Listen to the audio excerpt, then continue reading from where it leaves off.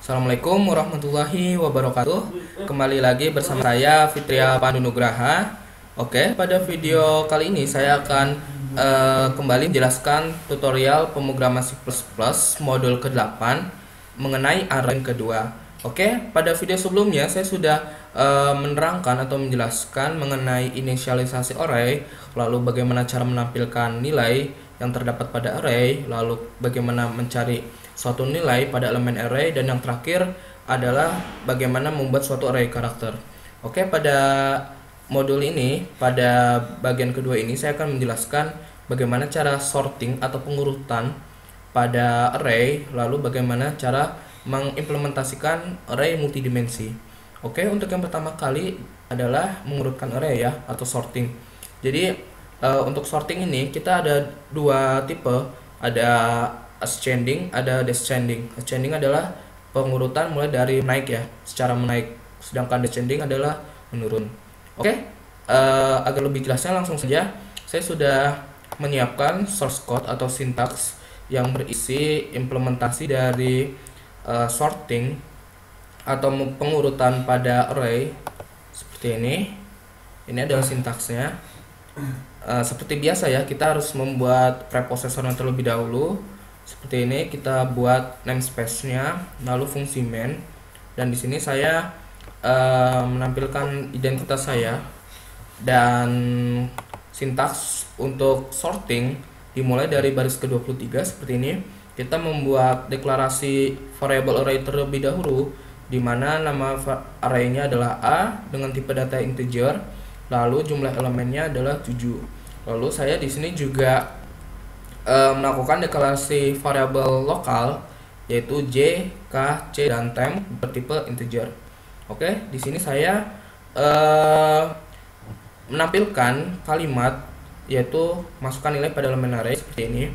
Lalu akan diproses pengulangan for sebanyak 7 kali, karena di dalam array-nya kita memiliki jumlah elemen sebanyak 7 kali.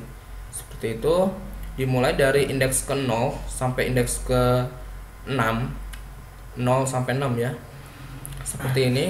Lalu kita diminta untuk menginputkan berapa nilai untuk A indeks ke 0 sampai A indeks ke 6, seperti itu. Lalu di sini juga akan ditampilkan nilai elemen array yang sebelumnya sudah kita inputkan. Di sini kita tampilkan array A indeks ke C itu hasilnya ke berapa. Jadi misalnya A indeks ke 0 hasilnya berapa atau nilainya apa. Lalu di sini kita masuk ke proses pengurutan atau sorting. Di sini saya membuat suatu variabel dengan nama jmax bertipe data integer, lalu ada variabel u juga tipe data integer dengan nilai 6. Lalu saya membuat suatu pengulangan for. Pengulangan for di sini di mana j sama dengan 0 dan j kurang dari 6. Lalu j melakukan proses post increment. Lalu di sini saya set nilainya jmax di sini nilai 0. Lalu ini adalah for bersarang ya.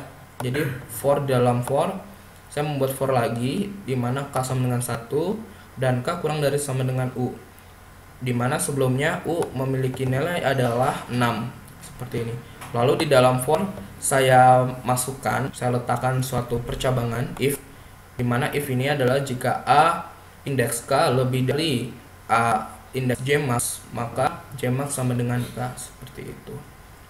Dan ini variabel temp yang sebelumnya sudah kita buat diisi oleh variabel a atau array a indeks ke u. Lalu a indeks ke u ini saya isi value a indeks jmax, dan a indeks jmax ini saya masukkan lagi temp.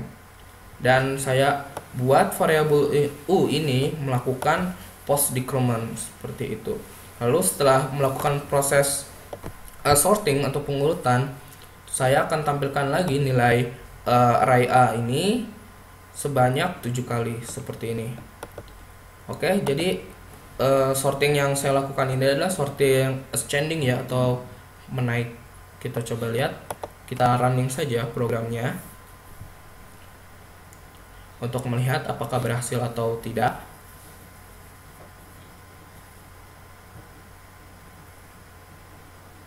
Seperti ini.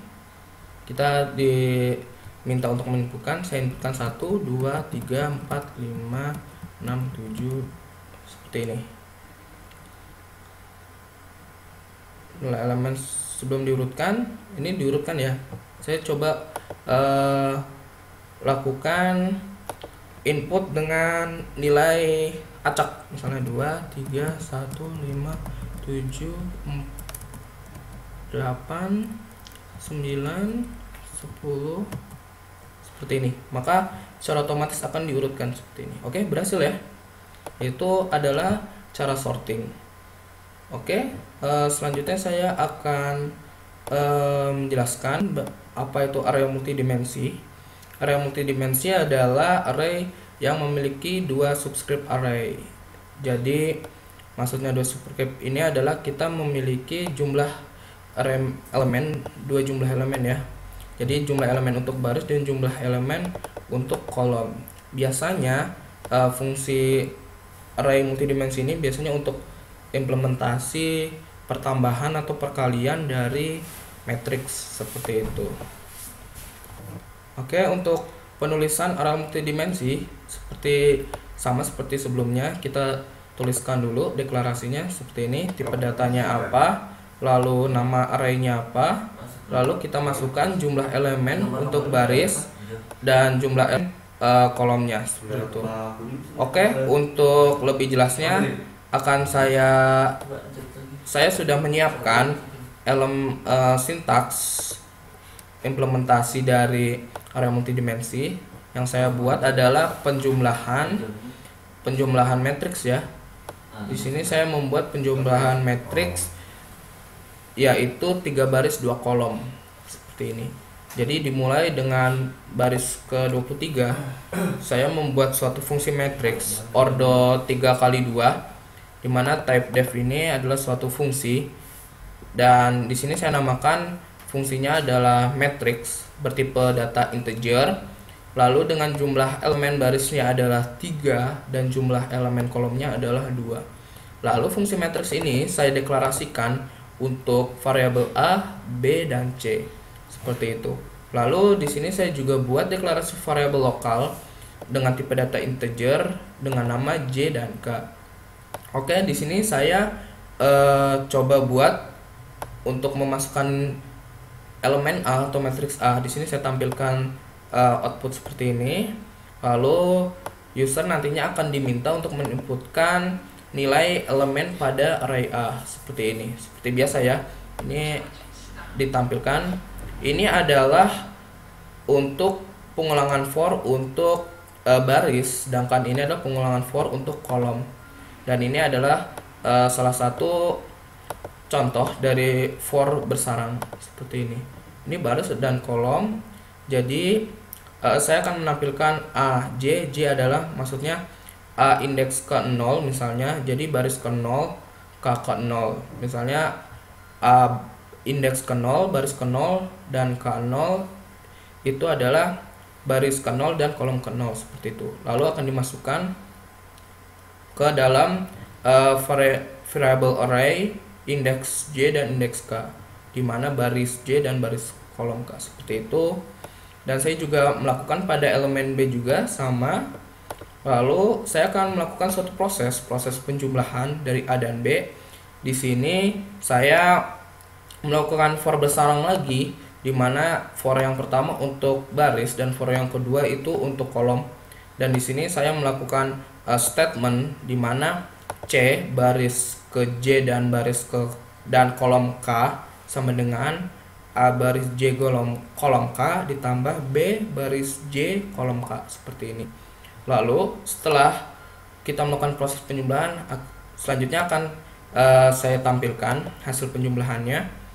Saya buat pengulangan for lagi, for bersarang. Untuk for yang pertama untuk baris, jadi akan ditampilkan baris, lalu for kedua untuk kolom seperti ini.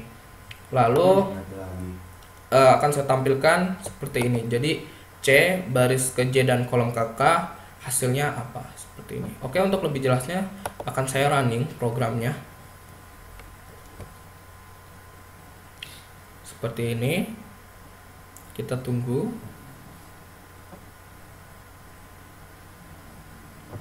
Seperti ini ya. Kita coba memasukkan A baris 0 kolom ke 0, misalnya adalah 1 2 3 4 5 6, seperti ini. Matriks ke B juga 1 2 3 4 5 seperti ini, dan hasil penjumlahannya adalah seperti ini.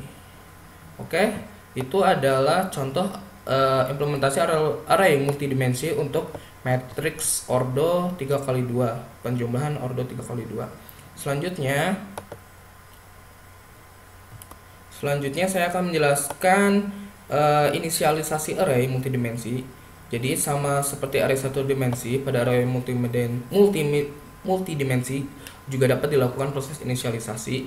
Jika sebelumnya kita untuk array satu dimensi bisa langsung dimasukkan saja ya, begitu pula pada array multidimensi kita dapat langsung memasukkan seperti ini ataupun seperti ini, model seperti ini. Untuk seperti ini kita memiliki jumlah elemen baris 3 dan jumlah kolom 3. Maka secara otomatis meskipun kita menulis dalam bentuk seperti ini nilai elemennya, maka secara otomatis nanti pada program akan mensorting. Jadi ini adalah baris ketiga, baris pertama kolom ketiga, ini adalah baris kedua kolom ketiga, dan ini adalah baris ketiga kolom ketiga. Itu secara otomatis. Ini karena kita mungkin sudah paham, tidak apa-apa. Tapi kalau misalnya kita masih belum paham dan takut terjadi kesalahan, lebih baik menggunakan contoh model kedua ini. Ini adalah baris pertama, kolom pertama, baris pertama kolom ketiga, ini baris kedua kolom ketiga, seperti itu. Oke, untuk lebih jelasnya saya sudah menyiapkan juga source code untuk inisialisasi array multidimensi. Seperti ini, dimulai dari baris ke-23. Di sini saya coba menampilkan output, dan baris kedua juga menampilkan output ke layar monitor. Lalu dimulai dari baris ke-26. Di sini saya membuat inisialisasi array multidimensi dengan nama array A, lalu jumlah elemen barisnya adalah 2 dan jumlah kolomnya adalah 4, seperti ini. Lalu saya coba nulis 1 2 3 sampai 8. Maka secara otomatis nanti dibagi per 4 kolom ya, 4 kolom seperti itu. Untuk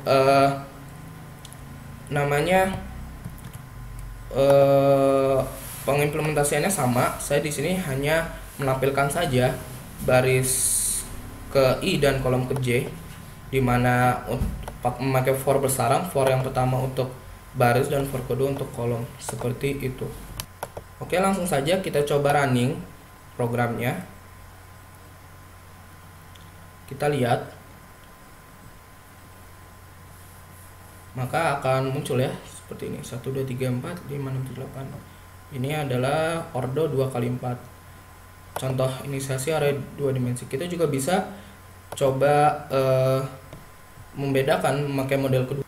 Kita coba memakai model kedua, kita tambahkan saja tanda kurung kurawa untuk pembagian kelompoknya seperti ini, lalu seperti ini, dan seperti ini. Ini agar lebih jelas ya, agar kita bisa lebih jelas memahami. Maksudnya adalah ini memiliki 2 baris, baris pertama, baris kedua, dan 4 kolom, 1 2 3 4, seperti itu. Kita coba running lagi, seharusnya berhasil ya, tidak terjadi error. Ya, berhasil ya, tetap berhasil. Oke, mungkin cukup sekian dulu penjelasan saya mengenai array bagian kedua ya, tutorial pemrograman C++ mode ke-8. Kurang lebihnya mohon maaf, semoga bermanfaat. Wassalamualaikum warahmatullahi wabarakatuh.